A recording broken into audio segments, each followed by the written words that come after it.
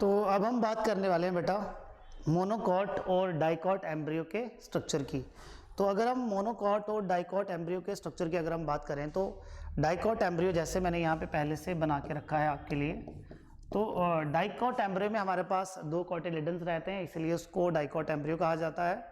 और dicot embryo के अगर आप दोनों सेक्शंस को ध्यान से देखें तो नीचे की तरफ रूट कैप रीजन होता है जो रेडिकल को प्रोटेक्ट करता है। जो किसको प्रोटेक्ट करता है? रेडिकल को। रेडिकल से रूट बाहर निकलती है और उसी रेडिकल को कौन प्रोटेक्ट करता है? रूट कैप, जो बेसिकली इसके मेरिस्टेमेटिक सेल्स को भी प्रोटेक्ट करता है। अब जो रेडिकल के ऊपर वाला रीजन रहता है एम्ब्रियो के अंदर, इसको हम हाइपोकोटाइल कहते हैं। इसको हम क्या कहते हैं? हाइपोकोटाइल कहते हैं। और उसके बाद बेटा अगर आप इसके कॉटिलेडन्स को देखें तो कॉटिलेडन्स के बीच में जो आपको स्ट्रक्चर नजर आ रहा है इसको प्लीम्यूल कहा जाता है, जहां से शूट बाहर आती है। सो प्लीम्यूल और रूट कैप के बीच का जो रीजन रहता है दिस इज एम्ब्रियोनल एक्सिस। ये एम्ब्रियोनल एक्सिस का पार्ट है। और एम्ब्रियोनल एक्सिस के जो ऊपर का पार्ट होता है इसको एपिकोटाइल कहा जाता है। तो एपी का सिंपल सा मतलब है अपॉन। एम्ब्रियोनल एक्सिस के प्लीम्यूल या आप ये कह लीजिए कि रेडिकल के ऊपर वाला जो पार्ट होगा उसे हाइपोकोटाइल कहा जाएगा। तो ये डाइकॉट एम्ब्रियो का स्ट्रक्चर है।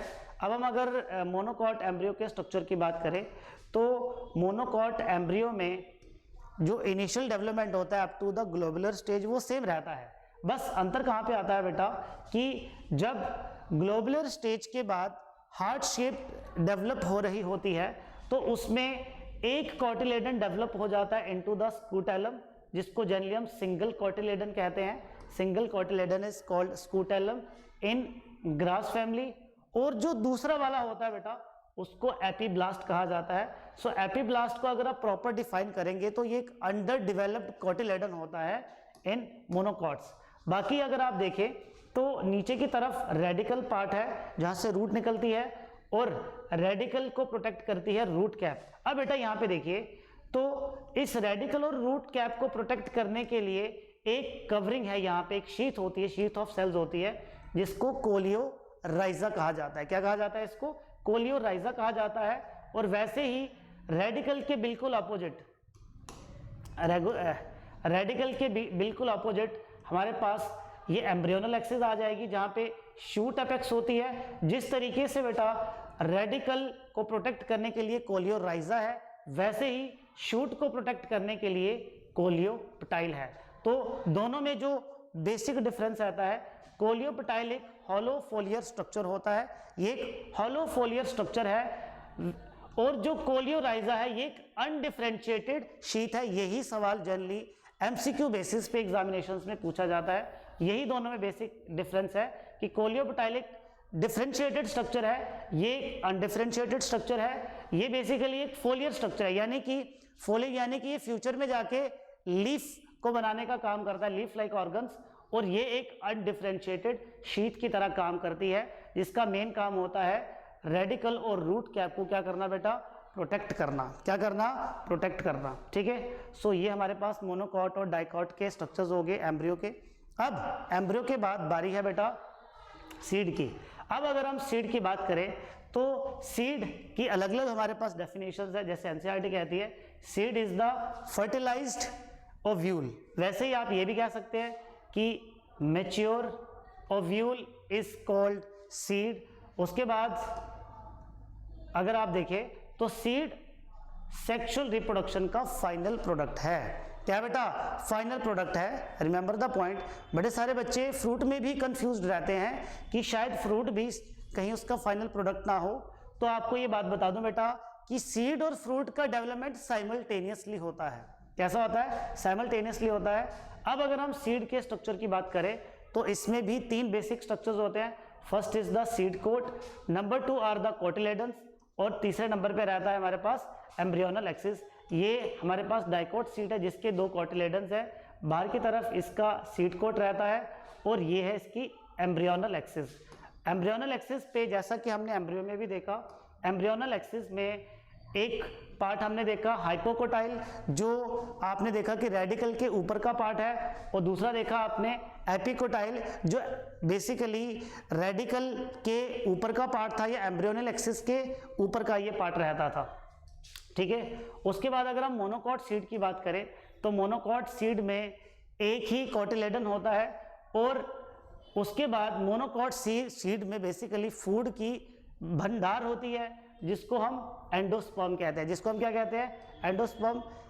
बेटा सीड के बारे में 11th क्लास की मॉर्फोलॉजी में भी दिया है, तो वहाँ पे हम ये पढ़ते थे कि जो मोनोकॉट की सीड कोट होती है, क्या होती है? सीड कोट होती है। ये एक प्रोटीनिशियस लेयर होती है, एल्यूरॉन लेयर का ये बना रहता है। बाकी जो स्ट्रक्चर्स है वो बिल्कुल रिजेंबल करते हैं एम्ब्रियो को ही, क्योंकि एम्ब्रियो एनक्लोज होता है किसके अंदर? सीड के अंदर एनक्लोज होता है। किसके अंदर एनक्लोज होता है? सीड के अंदर एनक्लोज होता है।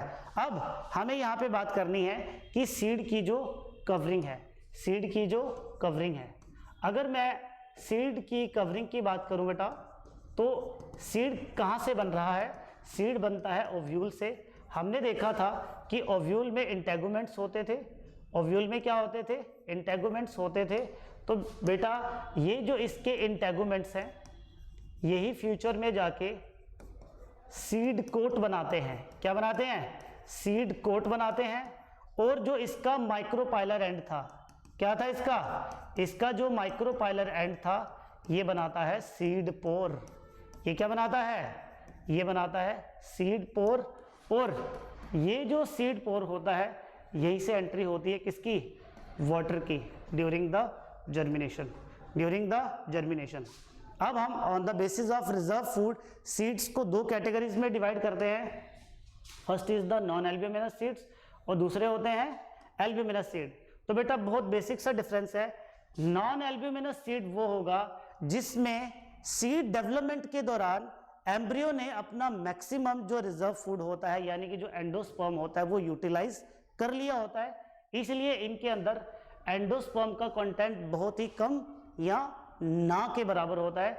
इसलिए इन सीड्स को नॉन एल्ब्यूमिनस सीड्स कहा जाता है। इन सीड्स को हम एग्स एल्ब्यूमिनस भी कहते हैं, एग्स एल्ब्यूमिनस सीड्स भी कहते हैं। अब जिन सीड्स के अंदर एंडोस्पर्म का जो कंटेंट है वो रिटेन रहता है, यानी कि वो ड्यूरिंग देयर एम्ब्रियोनिक डेवलपमेंट उनका एम्ब्रियो इतना ज़्यादा एंडोस्पर्म का इस्तेमाल नहीं करता है, उनको हम एल्ब्यूमिनस सीड्स कहते हैं। तो ज़्यादातर जो मोनोकॉट्स होते हैं, ज़्यादातर जो मोनोकॉट्स होते हैं वो एल्ब्यूमिनस होते हैं बेटा, और ज़्यादातर जो डाइकॉट्स होते हैं, ज़्यादातर जो डाइकॉट्स होते हैं वो नॉन एल्ब्यूमिनस होते हैं। हमारे पास इसमें कुछ एक्सेप्शंस हैं। अगर हम एल्ब्यूमिनस की बात करें तो एल्ब्यूमिनस में जैसा कि मैंने क्या बताया कि ज़्यादातर सीड्स हमारे पास मोनोकॉट कहते हैं। उसमें कास्टर, जो कैस्टर है बेटा, ये डाइकॉट सीड है, ये इसमें एक एक्सेप्शन है। तो अब आप मुझे बताएंगे कि कमेंट में ये ज़रूर लिख के बताइएगा कि इसके अलावा और कौन कौन से, यहाँ पे जो मैंने एग्जांपल्स बताई हैं, कौन कौन सा ऐसा प्लांट है जो है तो एल्ब्यूमिनस लेकिन वो डाइकॉट है। ठीक होगी बात? चलिए अब हम चलते हैं आगे की तरफ। अब उसके बाद कुछ सीड्स ऐसे होते हैं बेटा जिनमें जो हमारा न्यूसेलस होता है वो परसिस्टेंट रहता है। न्यूसेलस क्या रहता है? परसिस्टेंस। उसको, उन सीड्स को क्या कहा जाता है? पेरिस्पर्म। इसमें आपको बेटा दो एग्जांपल्स याद रखनी है, black pepper and beet, black pepper and beet. और ये तो मैंने आपको बता दिया कि ओव्यूल के जो इंटेगुमेंट्स पार्ट होते हैं वो सीड कोट बनाते हैं, और जो उसका माइक्रोपाइलर एंड होता है वो सीड पोर बनाता है, जहाँ से वाटर और ऑक्सीजन का एंट्री होता है ड्यूरिंग द जर्मिनेशन। अब यहाँ पे जो इम्पोर्टेंट चीज़ एक और एनसीईआरटी डिस्कस करती है कि जब सीड अपने अंदर एम्ब्रियो को मैच्योर करवा रहा होता है, क्या करवा रहा होता है? यानी कि जब एम्ब्रियो का मैच्योरेशन हो रहा होता है तो उस समय सीड जर्मिनेट नहीं करता है। आप उसको जितनी मर्जी फेवरेबल कंडीशन दे दीजिए, that process is called as dormancy. Dormancy वो वाला फेज होता है बेटा जब सीड मेटाबॉलिकली इनएक्टिव होता है, क्योंकि उस समय उसका एम्ब्रियो प्रिपेयर हो रहा होता है ताकि वो फ्यूचर में प्रॉपरली क्या कर सके? जर्मिनेट कर सके। फिर जैसे ही उसको फेवरेबल कंडीशंस मिलती हैं उस समय वो सीड क्या कर जाता है? जर्मिनेट। लेकिन डॉर्मेंसी के केस में ध्यान से मेरी बात सुनिए, डॉर्मेंसी के केस में सीड को आप जितनी मर्जी फेवरेबल कंडीशन दे दीजिए, वो कभी भी जर्मिनेट नहीं करेगा, क्योंकि सीड को जर्मिनेट करने के लिए एक फेज से गुजरना पड़ता है जिसको हम रेस्टिंग फेज भी कहते हैं। उस फेज के दौरान वो अपने अंदर से 10 से 15% वाटर को क्या करता है, लूज करता है, ताकि वो प्रॉपरली मैच्योर हो जाए। Is that clear? अब आगे चलते हैं। अब आगे एनसीईआरटी ने हमें सीड्स के कुछ एडवांटेजेस दिए हैं। तो पोलिनेशन के केस में हमने क्या देखा था कि पोलन ग्रेन जो है उनको इमीडिएटली या कुछ देर के बाद स्टिग्मा के साथ पोलिनेट करना पड़ता था, ताकि वो जल्दी से क्या कर जाए, पोलिनेट कर जाए। और क्रॉस पोलिनेशन के केस में तो वो डिपेंडेंट थे पोलिनेटर्स के ऊपर, लेकिन यहाँ पे पोलिनेशन जैसा कोई भी प्रोसेस नहीं होता है, तो इसीलिए सीड्स का जो डिस्पर्सल टेक्निक्स है वो पोलन ग्रेन से ज़्यादा एफिशिएंट है, और वो नए हैबिटेट्स में जाके अपने आप को बेटर अडेप्ट कर सकते हैं as compare to the pollen grains. उसके बाद इनमें बहुत सारा फूड रिजर्व होता है, ताकि जब सीड को सॉइल में लगाया जाए तो वो जल्दी से जर्मिनेट कर जाए और इनिशियल फोटोसिंथेसिस के फेज को भी वो कंप्लीट कर सके। उसके बाद जो उसका हार्ड सीड कोट होता है वो एम्ब्रियो को प्रोटेक्ट करता है। उसके अलावा क्योंकि सीड सेक्सुअल रिप्रोडक्शन का प्रोडक्ट है, तो इसमें जेनेटिक कॉम्बिनेशंस भी होते हैं, और डिहाइड्रेशन और डॉर्मेंसी सीड को प्रिपेयर करते हैं प्रॉपर जर्मिनेशन के लिए, ताकि जो उसके अंदर एम्ब्रियो है वो प्रॉपरली क्या कर जाए, मैच्योर कर जाए। ठीक है बेटा, वो प्रॉपरली क्या कर जाए, मैच्योर। अब जो पहले वाला पॉइंट मैं आपको फिर से बता दूं कि हमने पोलन ग्रेन्स के केस में क्या देखा था कि पोलन ग्रेन्स भी पोलिनेटर्स के ऊपर डिपेंडेंट थे। तो वैसे ही कुछ केसेस में जो सीड डिस्पर्सल रहता है बेटा, वो कभी कभार जैसे कोकोनट के केस में वाटर के ऊपर डिपेंडेंट रहता है, ताकि वो एक जगह से दूसरी जगह क्या कर सके, ट्रांसफ़र कर सके। ठीक है, उसके बाद अगली जो हमारी डिस्कशन है बेटा वो है वायबिलिटी ऑफ सीड। हमने viability of pollen germination pollen grain भी किया था।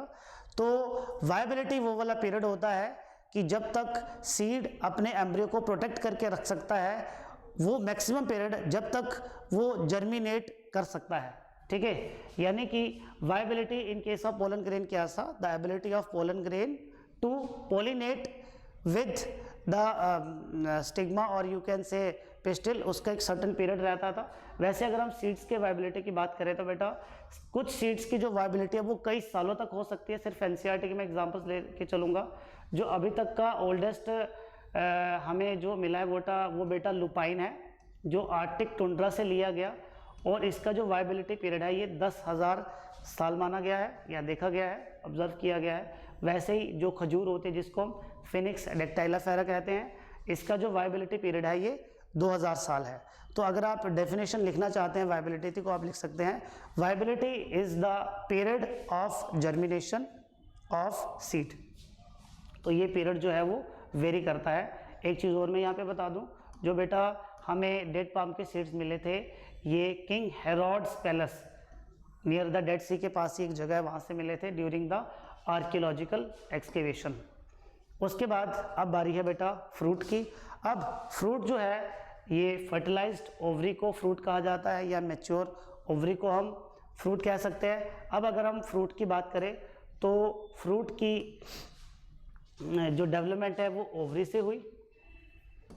ओवरी की जो वॉल है ये फ्रूट वॉल में डेवलप होती है। किसमें डेवलप होती है? ओवरी की जो वॉल है ये फ्रूट वॉल में डेवलप होती है, जिसको पेरिकार्प कहा जाता है। क्या कहा जाता है बेटा? जिसको पेरिकार्प कहा जाता है। अब on the basis of development of this pericarp हमारे पास दो तरह के फ्रूट्स होते हैं। कितने तरह के फ्रूट्स होते हैं बेटा? दो तरह के। फर्स्ट है बेटा फ्लैशी फ्रूट और दूसरा होता है ड्राई फ्रूट। दूसरा क्या होता है? ड्राई। तो दोनों में अंतर ये होता है बेटा कि जो फ्लैशी फ्रूट होता है इसमें पेरिकार्प फर्दर 3 लेयर्स में डिवाइड हो जाती है। Number 1 is the एक्सोकार्प, middle is the mesocarp, और जो सबसे अंदर वाली होती है उसे एंडोकार्प कहा जाता है। तीनों में जो बेसिक डिफरेंस है, एक्सोकार्प जनरली लेदरी लेयर होती है, ये लेदरी लेयर होती है। उसके बाद जो मेसोकार्प है ये मिडल फ्लैशी लेयर होती है जिसको हम खाते हैं, और एंडोकार्प स्टोनी लेयर होती है और इसके अंदर सीड होता है। तो जिन फ्रूट्स में पेरिकार्प डेवलप कर जाए इन 3 लेयर्स में उसे फ्लैशी फ्रूट कहा जाता है, जैसे कि गुआवा, ऑरेंज, मैंगो। और जिसमें पेरिकार्प डेवलप नहीं करते, यानी कि जिसमें किसी तरह का भी फ्लैशी मास नहीं होता है, जनरली इन फ्रूट्स का हम सीड खाते हैं, जैसे कि ग्राउंडनट हो गया, मस्टर्ड हो गया। एक बड़ी कॉमन सी एग्जांपल है इसमें पी, मटर जो है, तो उसमें भी पेरिकार्प डिवाइड नहीं करती है। उसके बाद कुछ फ्रूट्स ऐसे होते हैं जो डेवलप तो कर जाते हैं ओवरी से, लेकिन उनके अंदर सीड्स क्या होते हैं, एब्सेंट। तो ऐसे डेवलप फ्रूट्स जिनमें सीड्स नहीं होंगे या सीडलेस फ्रूट्स, उनको हम पार्थिनोकार्पिक फ्रूट्स कहते हैं। They are also known as virgin fruits. क्या कहा जाता है, वर्जिन फ्रूट्स। तो ये बिना फर्टिलाइजेशन के ही क्या हो गया बेटा, develops. The fruits without fertilisation they are known as parthenocarpic fruits. और पार्थिनोकार्पी को हम बेटा कुछ ग्रोथ हार्मोन दे के भी क्या करवा सकते हैं, इंड्यूस करवा सकते हैं। और ऑब्वियसली जैसा कि मैंने बताया कि ये सीडलेस होते हैं। आपका एक छोटा सा होमवर्क ये है, आपको मुझे उस हार्मोन का नाम बताना है जिस हार्मोन की हेल्प से हम फ्रूट्स को सीडलेस कर सकते हैं। उसके बाद on the basis of involvement of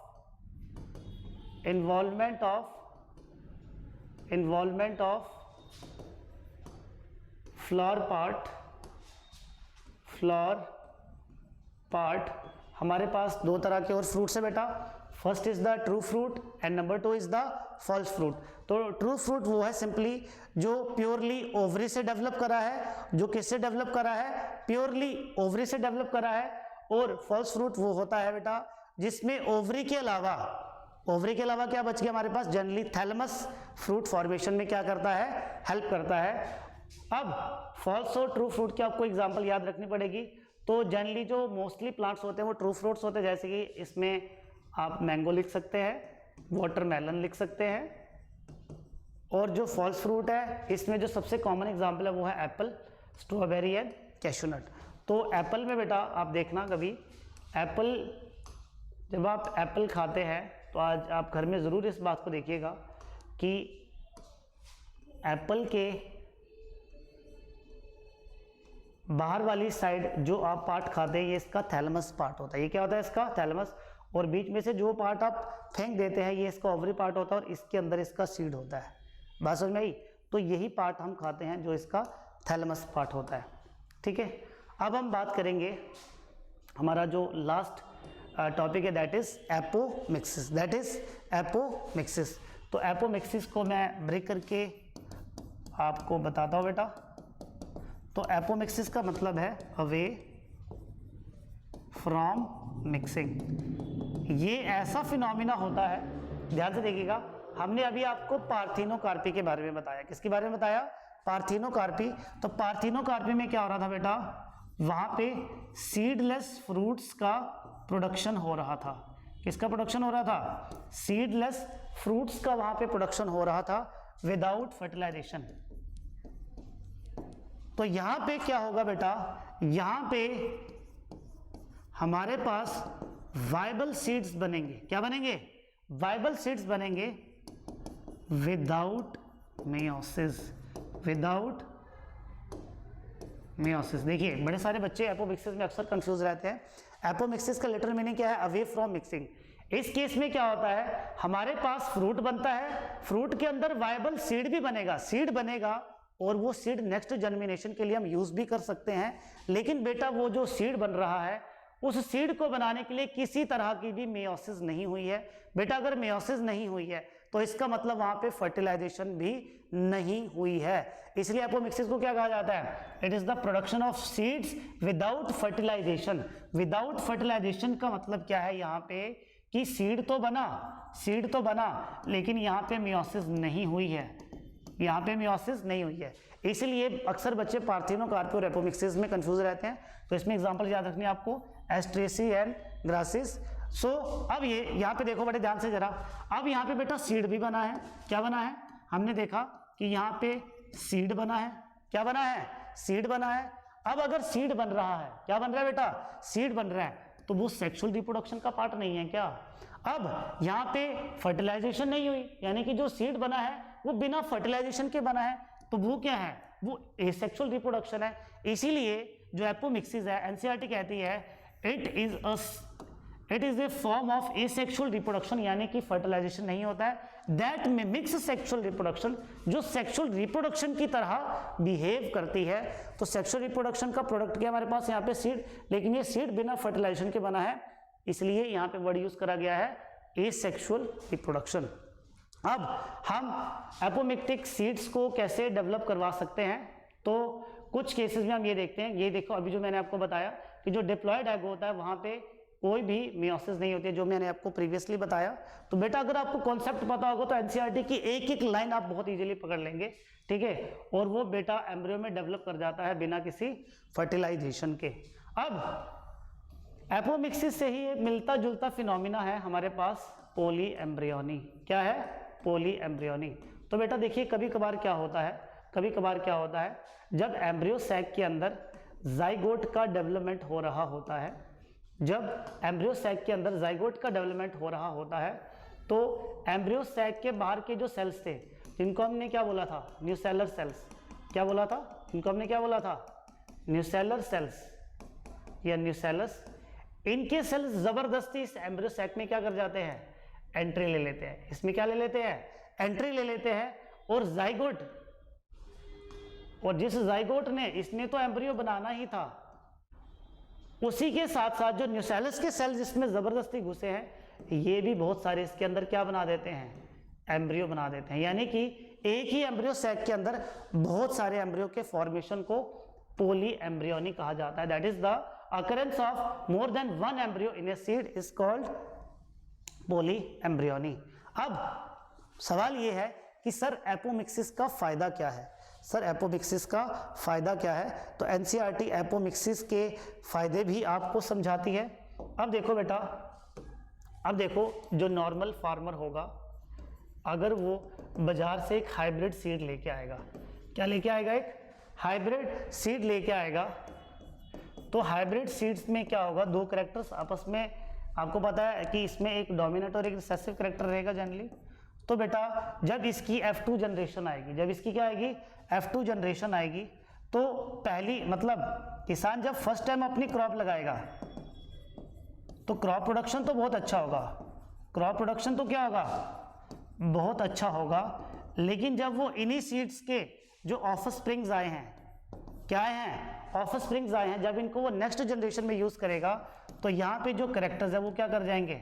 segregate कर जाएंगे। कैरेक्टर क्या कर जाएंगे? सेग्रीगेट। कैसे करते हैं बेटा? देखो, जब हम इसके गैमेट्स बनाते हैं तो हमारे पास 4 तरह के गैमेट्स बनते थे।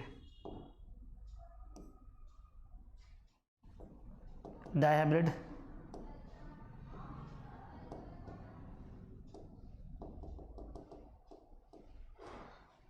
मोनोहाइब्रिड ही ले लेते हैं बेटा, मोनोहाइब्रिड क्रॉस से बताते हैं।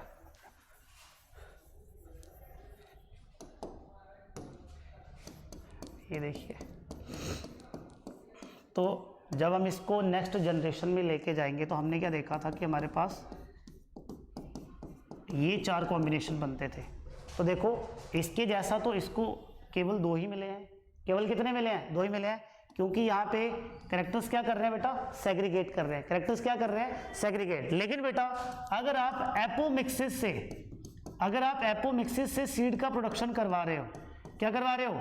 एपोमिक्सिस से सीड का प्रोडक्शन करवा रहे हो, तो वहाँ पे किसी तरह का भी सेग्रीगेशन नहीं होगा। अब दिमाग लगाओ कि सेग्रीगेशन क्यों नहीं होगा? क्योंकि बेटा सेग्रीगेशन तो तब होगा ना जब मियोसिस होगी। जब क्या होगी? अब क्योंकि यहाँ पे मियोसिस होती है, इसलिए गैमेट्स क्या कर जाते हैं? सेग्रीगेट कर जाते हैं। अब एपोमिक्सिस में मियोसिस नहीं होती है, इसलिए ये जो हमारे पास हाइब्रिड्स या जो भी सीड होगा, इसके कैरेक्टर्स भी सेग्रीगेट नहीं करते हैं। तो किसान को इसका फायदा हो जाएगा। फायदा क्या हो जाएगा कि हाइब्रिड सीड्स के लिए पहले काफ़ी ज़्यादा लागत आती थी। अब यहाँ पे एपोमिक्टिक सीड में एक तो सीड की कॉस्ट भी कम हो जाएगी और उसके कैरेक्टर्स भी सेग्रीगेट नहीं करेंगे, और वो जो उसका पूरा का पूरा प्रोसीजर होगा वो लेस एक्सपेंसिव हो जाएगा। क्या हो जाएगा? लेस एक्सपेंसिव हो जाएगा। और उसने जो अपनी क्रॉप लगाई है उसी क्रॉप के सीड्स को वो नेक्स्ट जनरेशन के लिए दोबारा से क्या कर सकता है बेटा, यूज़ कर सकता है। क्या कर सकता है, यूज़ कर सकता है। बात समझ में आ गई आपको? तो बेटा इसी के साथ हमारा ये चैप्टर ख़त्म होता है। आई होप आपको ये चैप्टर समझ में आया होगा, क्योंकि बेटा हमने ये चैप्टर आपको जस्ट लाइक एक रिवीजन पर्पस से ही पढ़ाया है, तो ज़्यादा डिटेल में हम इसके चैप्टर में नहीं गए हैं। हमने बेसिक जो कोर कॉन्सेप्ट्स थे उनको समझाने की आपको कोशिश करी है। फिर भी अगर आपको किसी तरह का कोई भी कन्फ्यूजन है या अगर आप किसी और चैप्टर के बारे में डिटेल्स लेना चाहते हो तो कमेंट बॉक्स में ज़रूर हमें बताइएगा, ठीक है बेटा। तो अभी हम इस चैप्टर को यहीं पे क्लोज करते हैं। अगर आपकी कोई भी क्वेरीज होंगी तो हमसे आप डेफिनेटली डिस्कस करिएगा। Till then take care and have a good day.